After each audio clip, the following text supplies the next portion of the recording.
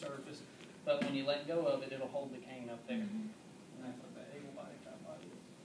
But that's a lot less cumbersome than having to use that quad cane, and that's kind of nice because a lot of patients can't facilitate, all right, I've got this cane, now how do I stand? You know, do I reach back? Where do I hold on to? So that's kind of nice that they can leave that by themselves and use it, but it'll kind of mold to the ground a little bit.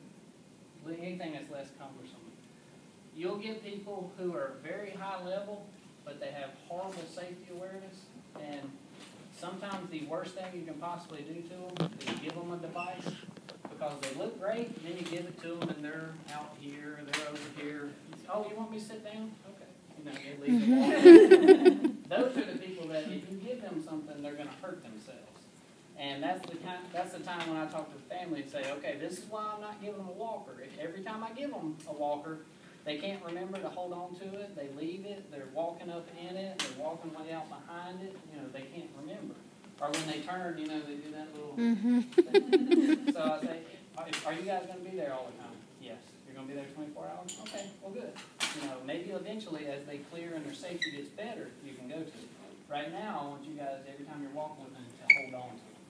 Hold their hand. This is how I want you to do it. And that would be safer for them until once home health gets with you and they're working on a walker, if it gets better, then use it. But until then, this is how I want you to do it. So you got to know the patient and the family. But the walker is good. If her arm was weak, they make I should have brought that. I can give Joey, you can keep one. They make a little plastic piece that snaps right on the walker, and it looks like your hand. It's moldable. So, and it has a Velcro strap that goes over top of it. So she can't hold on to the walker, but say she's got some tricep and shoulder activation, she can push down a little bit, she just can't hold on to it, or she forgets about it. You can kind of teach her to strap that hand on. This is the one time that I'll let them kind of pull up on the walker.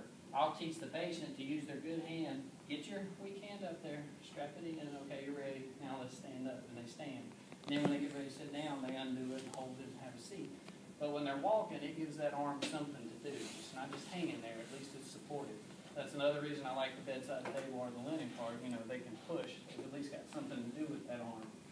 We have shopping carts at Whitaker that Lowe's Foods came in, and our whole downstairs is in an easy street. There's a grocery store down there, all that kind of stuff, so we can give the patients money and give them a list and see if they can go down there and find stuff.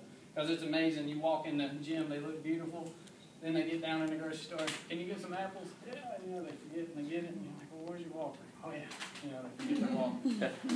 But it's nice. I like using the shopping cart because everybody has used the shopping cart in their lifetime. It's learned. It's in your brain. You've used it before. This, a lot of times, is new. So now you can imagine you've had a massive stroke. It's hard to learn anything. We put this foreign thing in front of you. You don't know what to do with it. Sometimes with those learned memories, you can stick a shopping cart in front of them and they know what to do. Plus, the shopping cart's tall and it's weighted. Once they get moving, that thing's going to keep moving. So it helps speed them up. For people who are scared to death to lean forward, a lot of times I'll get them sitting up and I'll put the shopping cart in front of them and have them do nothing but pushing the cart forward and pulling back. You know, and once they get used to it, they're like, okay, I'm not afraid of coming forward. A lot of times I'll have them roll that cart so far forward. If this was the shopping cart, I'll have them roll that cart so keep going, keep going, keep going. Before they know it, their butt's up. It's like, look, you're standing. And then they stand up and they're not as afraid because they've got something in front of them. I always tell this story. We had this little guy, he couldn't talk.